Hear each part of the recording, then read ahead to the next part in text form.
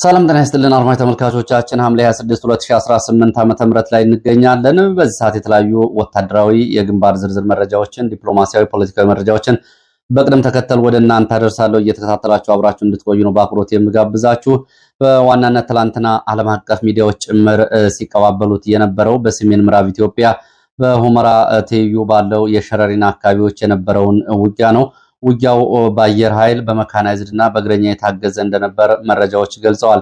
ይህንን ተከትሎ ህወሓት ከ2013 በኋላ ከትግራይ ክልል ውጭ ትልቅ ወታደራዊ ካምፕና ማዘዣ ጣቢያ አድርጎት በነበረው ካምፕ ላይ የደረሰውን ጉዳትና ተዛማጅ መረጃዎችን በዚህ ሰዓት ወደ እናንተ የማደርስ ይሆናል። እየተከታተላችሁ አብራችሁ እንድትቆዩ ነው በአክብሮት የምጋብዛችሁ።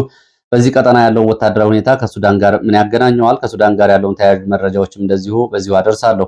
አሁንም በሶስት ዋና ዋና ግንባሮች ያለው አጠቃላይ ውጥረት እንዳየለ ነው የሚገኘው። በምዕራብ ኢትዮጵያ በኩርሙክ አሶሳ ቀጠና እንዲሁም ደግሞ በሰሜን ምዕራብ ኢትዮጵያ በአማራ ክልል በተለይ በዋግኽምራ ዞን፣ በሰሜን ወሎ የራያ ቀጠናዎች፣ በስድስቱም የራያ አካባቢዎች፣ በአፋር ወደ ትግራይ ትይዩ አካባቢዎች ዛሬም ከመሃል ሀገር በርካታ ሰራዊት ወደ አካባቢ እየተጓጓዘ ነው የሚገኘው። ወደ አካባቢ በርካታ ኃይል እየተጠጋ ነው የሚገኘው።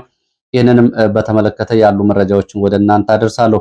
በአማራ ክልል ካሉ የግንባር መረጃዎች መካከል ደግሞ የአካባቢ የሚሊሻ ጽሕፈት ቤት ኃላፊን ጨምሮ በርካታ የሚሊሻ አባላት ወደ ፋኖ ስለመቀላቀላቸው ከግዳጅ ቀጠናዎች መውጣታቸውንና እንዲሁም ደግሞ በስልጠና ካምፖች ላይ በተፈጸመ ጥቃት የደረሱ ጉዳቶችን ጨምሮ ዝርዝር የ24 ሰዓት ዋና ዋና የግንባር መረጃዎችን አደርሳለሁ። እየተከታተላችሁ አብራችሁ እንድትቆዩ ነው በአክብሮት የምጋብዛችሁ። በቀጥታ ወደ መረጃዎቹ ነው የሚሄደው። በሸረሪና ወታደራዊ ካምፕ ጋር በተያያዘ እንግዲህ ዛሬ የወጡ መረጃዎች ላለፉት 6 ተከታታይ ዓመታት የህወሓት ዋና ማዘዣ ሆኖ ሲያገለግል የነበረው የሸረሪና ትልቅ ወታደራዊ ካምፕ ሙሉ በሙሉ በመከላከያና በተከዜ ዘብ ኃይሎች በቁጥጥር ስር መግባቱን ነው ዛሬ የወጡ መረጃዎች ያረጋገጡት። እስከ ትላንትና አመሻሽ ድረስ በተደረገው ውጊያ በዚህ በሸረሪና ግንባር በተካሄደው ውጊያ ከፍተኛ ሰብአዊ፣ ቁሳዊና ወታደራዊ ኪሳራ መድረሱንም የወጡ መረጃዎች ገልጸዋል። የውጊያውን ሁኔታ በተመለከተ በሌሊቱን ሙሉ ተከታታይ የአየር ድብደባ ስለመፈጸሙ መረጃዎች አረጋግጠዋል። ከሰዓት በኋላ የእግረኛ ሰራዊት ወደ አካባቢው ገብቶ ከህወሓት ታጣቂዎች ጋር ውጊያ አድርጓል። ቀደም ብሎ ሁመራ እንይዛለን በሚል የህወሓት ታጣቂዎች በዚህ አካባቢ መጠነ ሰፊ እንቅስቃሴ ማድረጋቸውንም ተገልጿል። እንግዲህ ከ2013 ዓ.ም ጀምሮ እንደ ዋና ጣቢያ ሲያገለግል የነበረው ሸረሪና ካምፕ ዛሬ ሙሉ በሙሉ በመከላከያና በተከዜ ዘብ ፈርሷል ካምፑ ነው የተባለው። ከአሸባ፣ ከግዴማ፣ ከዛና ተብሎ ከሚጠሩ አካባቢ ተጨማሪ ኃይል ትላንትና መሻሹን ህወሓት መልሶ ለማስገባት ያደረገው ሙከራም እንደዚሁ አልተሳካም ተብሏል። ይህንን በተመለከተ የወጡ መረጃዎች እንግዲህ የተለያዩ መረጃዎች ናቸው። በአመዛኙ እዚህ አካባቢ እንግዲህ የወጡ መረጃዎች ብዙዎቻችሁ ማህበራዊ ሚዲያ ላይ ተመልክታችኋቸው ሊሆን ይችላል። እነዚህ ቁጥሮች መሬት ላይ ካለው ነባራዊ ሁኔታ ጋር የሚገናኙ አይደሉም ተብሏል።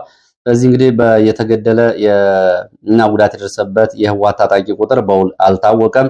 እስከ 270 ሊደርሱ ይችላሉ ጉዳት የደረሰባቸው የሚል መረጃ ወጥቷል።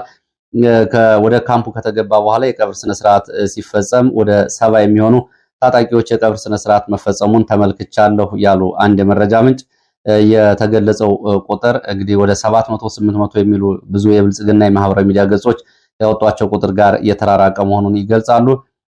ቆስለው የተያዙና ቆስለው ያመለጡም ከ170 ገደማ እንደሆኑ ይገልጻሉ።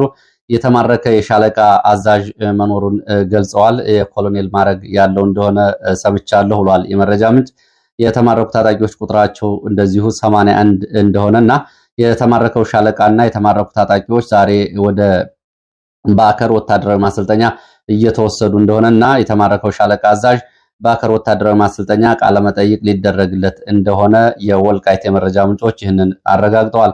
ከዚህ ጋር በተያያዘ እንግዲህ የብሬንን በተመለከተ ክላሽንኮቭን በተመለከተ የወጡ መረጃዎች አሉ። አጠቃላይ የመሳሪያ አይነቶችና ምርኮን በተመለከተ ክላሽንኮቭ እንደዚሁ ከ100 በላይ ክላሽንኮቮች ስለመማረካቸው፣ ብሬን በቁጥር ያልታወቀ ብሬን ስለመማረኩ፣ ድሽቃዎች እንደዚሁ በርከት ያሉ ድሽቃዎች የአርሚ 70 ድሽቃዎች አብዛኞቹ ስለመማረካቸው፣ የአርፒጂ ስናይፐር እንዲሁም ደግሞ በዙ 23 ላይ በፓትሮል ላይ የተጠመዱ ዙ 23ቶች ውድመት ደርሶባቸዋል።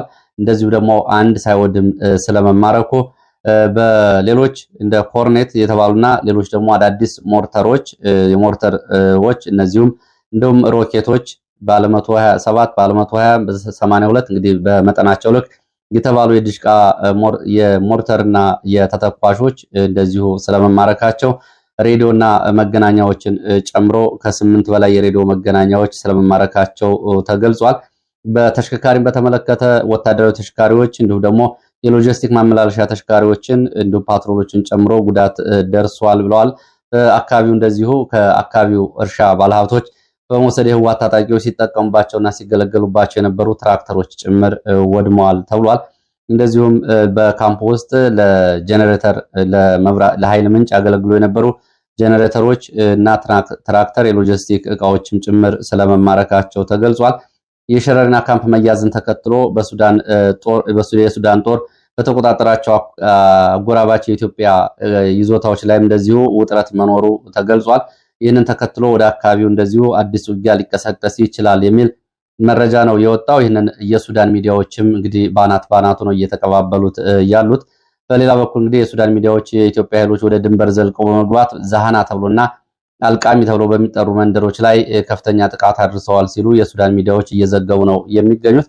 አድማጭ ተመልካቾቻችን ምናልባት አካባቢውን የመሬት እና የመረጃ እንትን እንዲኖራችሁ ሸረሪና ተብሎ የሚጠራው ቦታ እና እነዚህ ዛሃና፣ ሉግዲ፣ ድግደማ እየተባሉና ሀሻባ ተብሎ የሚጠሩት ቦታዎች በአፄ ኃይለሥላሴ ጊዜም ሆነ በመንግስቱ ኃይለማርያም ጊዜ የኢትዮጵያ የነበሩ ቦታዎች ናቸው። ይሄ ቦታ ወደ ሱዳን የተካተተው በ1988 ዓ.ም በነበረው ጦርነት በተለይ በአዲስ አበባ የግብፁ ፕሬዝዳንትን ለመግደል ሙከራ መደረጉን ተከትሎ በኢትዮጵያና በሱዳን መካከል ጦርነት ተቀስቅሶ ነበር። በዛ ጦርነት ጊዜ የአካባቢውን ሁኔታ ግምቱ ሳያስገቡ እነመለስ አካባቢው ሰራዊቱን ማስወጣታቸውን ተከትሎ ሱዳኖች ይህን መሬት ይዘው ቆይተዋል። አሁንም እንግዲህ ወደ የዚህ መሬት ባለቤቶችም የሚታወቁ ግለሰቦች ናቸው። በተለይ ሸረሪና ተብሎ የሚጠራው አካባቢ በአጠቃላይ እነሱ አልፋሽቃ እያሉት የሚጠሩት ቦታ ከዚህ ከሁመራ ጀምሮ እስከታች እስከ መተማ ቁጥር 4 ድረስ በኢትዮጵያውያን ደግሞ ደለሎ ስናር እየተባለ የሚጠራው ቦታ የውዝግብ ማዕከል ነው። በእነዚህ አካባቢዎች እንግዲህ ከ14 እስከ 40 ኪሎ ሜትር ዘልቆ የገባው የሱዳን ኃይል በአካባቢው ወታደራዊ ማዕከላትን እየገነባ ወታደራዊ መሰረተ ልማቶችን፣ ካምፖችን፣ ድልድዮችን፣ ተንቀሳቃሽ ድልድዮችን ጭምር እየዘረጋ የአካባቢውን ተቆጣጥሮ መቆየቱ ይታወቃል። የትላንቱ ዘመቻ ከዚህ ጋር በተያያዘም እንደዚሁ ስጋቶች እንዳላቸው የሱዳን ሚዲያዎች እየዘገቡ ይገኛሉ። ህወሓት ቀደም ሲል እንግዲህ ከዚህ ካምፕ የነበሩ በርካታ ታጣቂዎችን ወደ ከአልቡርሃን ጎን እንዲሰለፉ በጥቁር አባይ ግዛት ወደ ኩርሙክ እና ወደ አሶሳ ግንባር ማዛወሩ ሸረሪና የነበረው የህወሓት ኃይል የተዳከመና በቀላሉ እንዲደመሰስ አድርጎታል ነው የተባለው። የኃይል መቀነሱና የተከፈተው የተቀናጀ ድሮን የእግረኛ የሜካናይዝድ ጥቃት እንዲበታተን አድርጎታል ሲሉ የዓይን እማኞች ገልጸዋል። ከከባድ ጥቃት በኋላ ተከዜን ለመሻገር ሀሻባ እና ዛሃና ተብሎ በሚጠሩ ቦታዎች ከአንድ ሻለቃ ያነሰ የተበታተነ የህወሓት ኃይል ዛሬም በአካባቢው እንደሚገኝ የዓይን እማኞች ገልጸዋል። መሬት ላይ ባለው እውነታ መሰረት ህወሓት በዚህ ግንባር በተለይ ከሸረሪና አካባቢ ካሁን በኋላ በከፍተኛ ስጋት ሊሆን የሚችልበት እድል የለም ብለዋል የመረጃ ምንጮቹ።